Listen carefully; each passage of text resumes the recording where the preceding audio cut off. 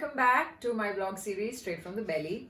I know it's been quite some time since I vlogged, and that's because it's been extremely difficult to find time to do this while I'm dealing with my 3-month-old and finding time for myself and dealing with all the household chores and everything else. But anyway, I'm going to do a segment today on my breastfeeding journey, and this is because I have got so many requests and so many questions from a lot of you new mommies who've gotten in touch with me personally, asking me for the problems that I faced during my breastfeeding journey and how I dealt with them. So I decided that I should be sharing my experience because you never know, I might be helpful to a lot of you guys.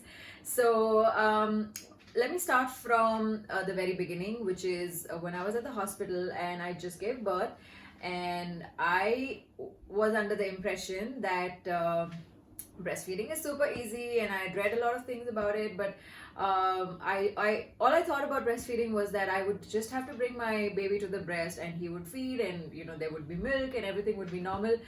But as it turns out, it's not as easy as it sounds.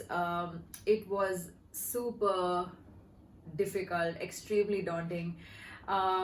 Initially, there was no milk supply. There was no milk coming in for my baby to feed on, and the nurses at the hospital were like, "It's okay. It takes 3 days, for some mommies, and all you have to do is eat really well for the milk to,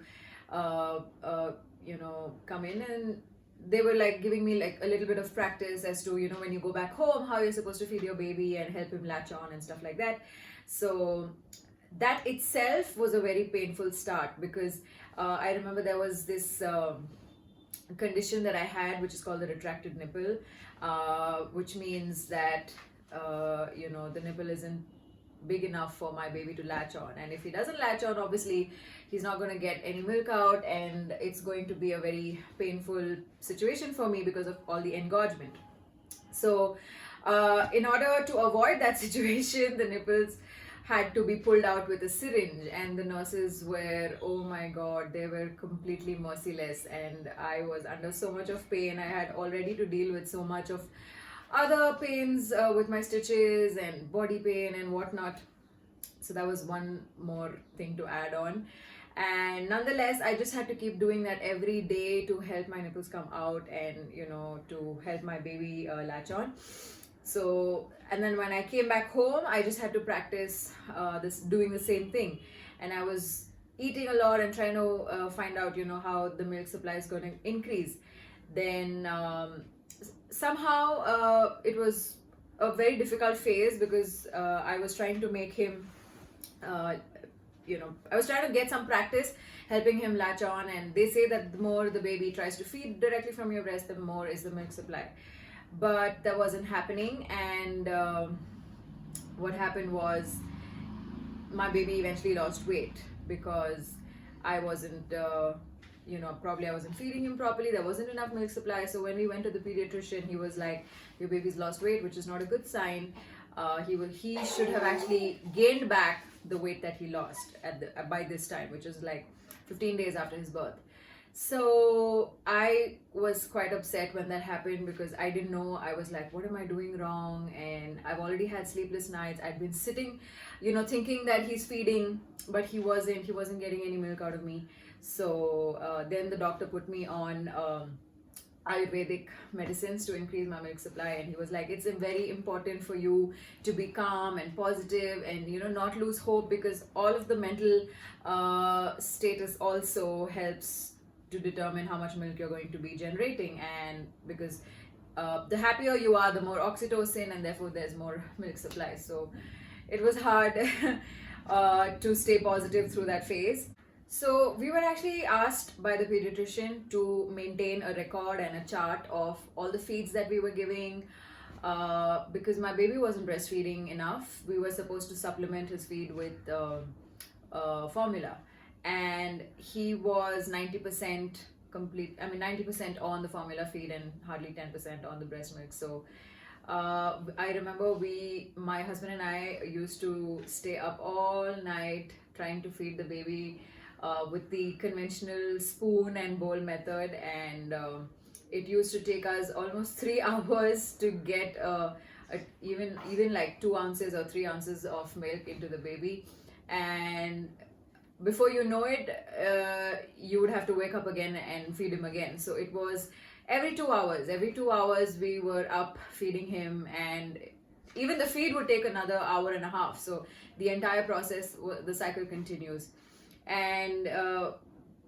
it was funny because like every time you try to feed the baby, he starts to fall asleep as his tummy is getting filled up, and then you try to wake him up or you put him down, and then he cries, and then you feed him again, and he falls asleep again. So it was a continuous cycle, and we didn't know that all of these things are normal and these things are supposed to be dealt with like this. But anyway, so that happened, and then the quantity of milk my baby started consuming started to increase, because obviously he's growing, and he wasn't getting enough from my breast. So we had to keep increasing the quantity of the formula feed, and then we were so exhausted, so tired, because we were so, I mean, the whole process of feeding him was so time consuming that we really didn't have time to do anything else. And then we decided to switch to bottles, even though our pediatrician advises against using bottles, for the risk of infection and stuff like that. But we decided, after a little bit of discussion amongst ourselves and a few advices from here and there, that we want to switch to bottles. Now, I didn't know whether it's too early, whether it's a risk, but I just knew that we're gonna have to make that work for us, because there were chances that the baby will develop nipple confusion, and he's going to refuse the breast. But we just had to take the risk and go for it. So we didn't tell our pediatrician about it. We ended up buying bottles on our own, and again, it was a trial and error. It was all an experiment. So we ended up buying the wrong bottle because we didn't know what works for the baby. And so then we realized that because we bought the wrong bottle, our baby was kind of choking sometimes. He was drinking too fast and spitting out too much. So then there were a whole lot of problems along with that. And then because I was continuing to practice breastfeeding, every time I would bring him to the breast again, he would refuse the breast and he would cry, and that again would upset me, because every mother wants to have satisfaction seeing her child breastfeeding, and I hadn't seen that day yet. So I was really trying, praying and hoping, and I was reaching out to my friends who've had babies before, asking them what's to be done and all of that, because obviously now I can't go to my pediatrician because he's going to yell at us. But finally I got some great suggestions from my friends, and they advised us to actually downgrade a bottle, because since we had bought the wrong bottle for we didn't buy the appropriate one, so we actually ended up buying a bottle which was meant for older babies, and then we actually went back and bought bottles which were meant for him, and that worked out well for us, because babies want it easy through the bottles. They don't have to suck too hard when they feed from a bottle, and then when you take them to a breast, they don't want to take that because they prefer the bottle now. That's the reason they want to start refusing the breast. But anyway, because we knew that we were getting into this ourselves, we had to come up with a solution for this. So we just had to stay persistent, and every time the baby tried to refuse the breast, we had to try out new techniques to try and change the setup of him feeding. So I literally went from 1 ml of breast milk every day to pumping about 500 ml of breast milk per day. So the one thing that I did to increase my breast milk supply, apart from having medicines, was I pumped a lot. So initially I hand expressed, and then I had a manual pump, and then I switched to an electric pump. Now I was slacking on that a little bit because it is so tiring to sit and pump, apart from feeding your baby and doing all the other things. So initially I took it for granted. I was like, no, it's okay, I think I'll just pump once or twice or thrice a day. But I didn't know how important it is to pump on a regular basis, because it signals your body to produce more and more milk apart from the time that your baby feeds on you.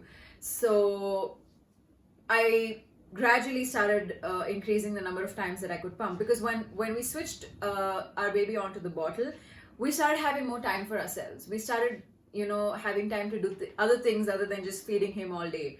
So that's when I got time to pump, and I decided, okay, I have to, come what may, I have to wake up at night also, and maintain my pumping schedule. So if I had to show you my chart, you would literally see my breast milk production going from 1 ml to 500 ml. And every time I see it, I feel so proud of myself, because at the time there was a point where I was totally about to give up and be disheartened looking at the condition. But then, yeah, I think I kind of persisted.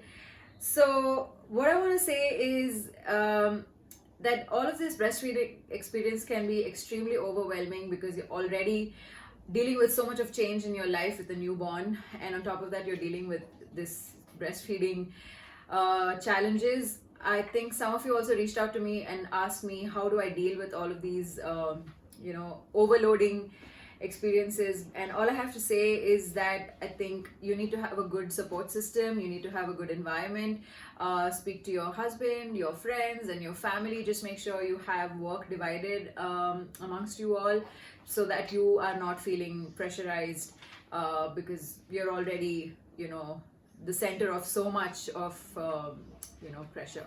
So having gone from the first few days where I had so much of engorgement, because there was milk coming in, but there was no way for the milk to come out because of the retracted nipple, and feeling like I had two boulders on my chest, not able to sleep, and suffering from so much of swelling and pain, massaging the breasts all the time, and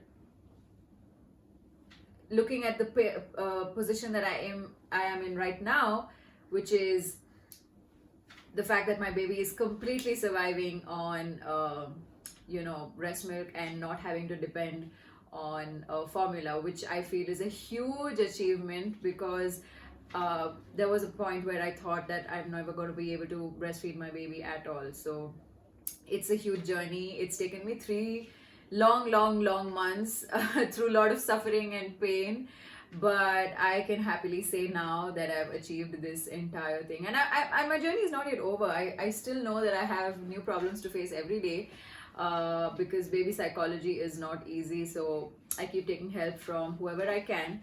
So I really hope that my experience has helped you in some way or the other. And if you're going to be a mommy, or if you've been a mommy before, if you still have anything to share with me, please feel free to get in touch with me like you already always have, and I'll be happy to help you deal with such situations, and probably answer all your questions and help you come out of it successfully. So thank you for listening and watching. Stay tuned to my vlog series Straight from the Belly.